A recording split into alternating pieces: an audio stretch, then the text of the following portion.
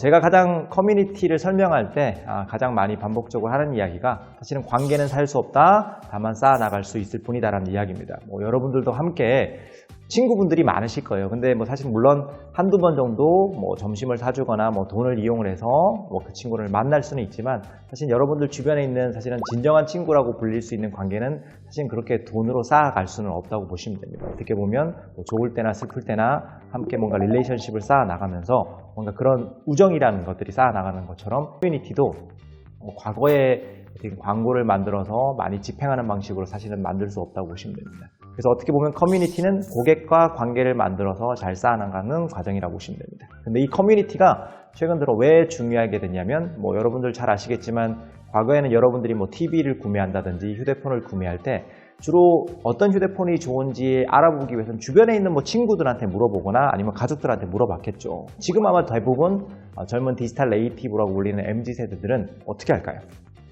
유튜브 같은 데 들어가서 본인이 생각할 때 IT 기계들 같은 것들을 많이 리뷰해주는 그런 인플루언서들의 영상을 찾아보거나 혹은 네이버에 가서 블로그 검색을 할 수도 있는 거죠. 그래서 어떻게 보면 지금은 대부분 사람들이 어떤 정보를 획득하거나 물건을 구매할 때 이 커뮤니티라고 불리는 곳에 가서 정보를 얻는 경향이 굉장히 많이 늘어났다고 보시면 될 것 같습니다.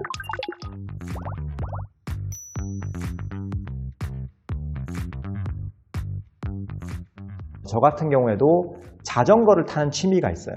근데 제가 자전거에 대해서 관심을 생기게 되면 보통 어떻게 하냐면 자전거 커뮤니티를 검색을 하거든요. 그래서 거기 가서 소위 말해서 네임드라고 불리는 소위 말해서 자전거에 대해서 잘 알고 있는 인플루언서들에 대해서 어떤 자전거가 좋은지 그분들이 남겨둔 글이라든지 영상을 보면서 뭔가 빌드업을 해나가는 거죠. 그래서 어떻게 보면 지금은 삼천리 자전거라고 불리는 기업이 이제는 홈페이지를 만들 게 아니라 자전거를 많이 타는 사람들의 커뮤니티를 직접적으로 만들고 거기 안에서 뭔가 커머스를 붙여나가는 형태로 비즈니스를 많이 하고 있다고 보시면 될 것 같습니다. 그래서 주변을 돌아보면 이 커뮤니티 기반의 비즈니스 같은 것들이 굉장히 확장이 되고 있습니다. 2009년도에 요리를 굉장히 좋아하는 그 뉴욕타임즈의 푸드 에디터인 아만더 해서와 그 다음에 출판 편집자 이 메릴 스텝스라고 불리는 분들이 이 요리 애호가들이 모이는 이 커뮤니티 푸드 50이라는 곳을 만들어요. 사실은 과거 같으면 이런 푸드 50이라고 불리는 커뮤니티가 큰 역할을 못할 수도 있는데 이 개설 이후에 꾸준하게 좋은 요리를 좋아하는 사람들이 모여서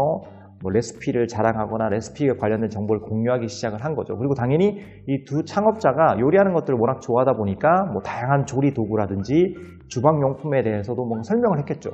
근데 그러다 보니까 이제 두 분이 좋아하는 조리기구는 어떤 게 있으세요? 어디서 구매하면 좋아요? 이러다 보니까 이제 이게 여기에 커머스가 붙기 시작을 하는 겁니다. 그래서 굉장히 놀라운 사실은 이제 한 10년 정도 지나서 2019년도에 투자회사 어떻게 보면 PCG라고 불리는 곳이 거금 거의 8,300만 달러를 들여서 푸드 50의 주요 지분을 사들였다는 겁니다. 그래서 과거 같으면 몇몇 요리 좋아하는 사람들이 모여가지고 뭔가 커뮤니티를 만든다고 해서 이렇게 엄청난 형태의 비즈니스가 만들어지지 않거든요. 근데 이제는 이런 비즈니스가 만들어지는 세상이라고 보시면 됩니다. 그리고 주변에 최근에 보면 엄청나게 많은 플랫폼 기업들이 많이 생겨나고 있지 않습니까? 근데 최근에는 이 플랫폼 기업들이 커뮤니티에 굉장히 많은 관심을 가지고 있습니다. 대표적인 게 여러분들 이 중고 거래하면 여러분들 아마 중고나라를 많이 떠올리실 거예요. 왜냐하면 이 중고 거래라는 게 굉장히 특이한 시장입니다.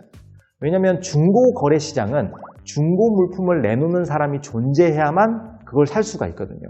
그래서 일단 많은 사람들을 모이게 만드는 게 굉장히 중요하겠죠. 근데 이제 중고나라가 사실은 몇 초당 엄청나게 많은 중고 물품이 쏟아져 나오기 때문에 중고나라를 이길 수 있는 기업은 절대 나오지 않을 거라고 대부분 전문가가 예상을 한 겁니다. 근데 아시겠지만 완벽한 플랫폼이라는 건 존재하지 않거든요. 그래서 중고나라가 가지고 있는 가장 치명적인 약점은 아마 여러분들 들어보신 적이 있겠지만 내가 중고나라에서 휴대폰을 구매했는데 집으로 벽돌이 왔더라. 굉장히 유명한 사례입니다. 한마디로 중고나라는 사기 거래가 엄청나게 많은 거예요.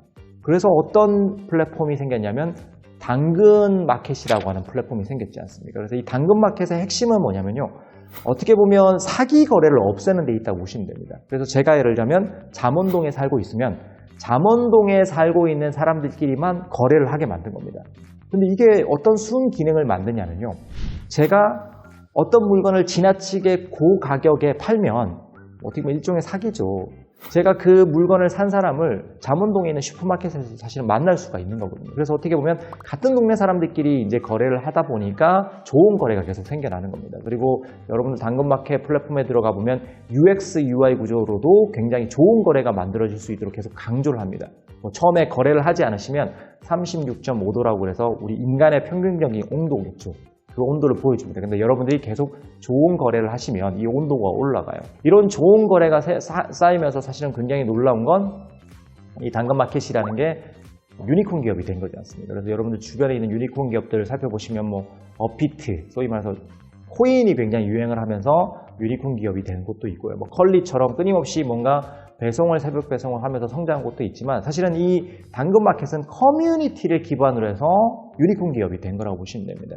왜 많은 기업들이 커뮤니티에 관심을 가지고 또 개인들이 커뮤니티에 대해서 관심을 가지는지 설명을 드렸고요. 이 커뮤니티 비즈니스가 왜 앞으로 비즈니스 전략을 만들어내는 데 있어서 굉장히 큰 역할을 할 수 있는지를 설명을 드렸습니다.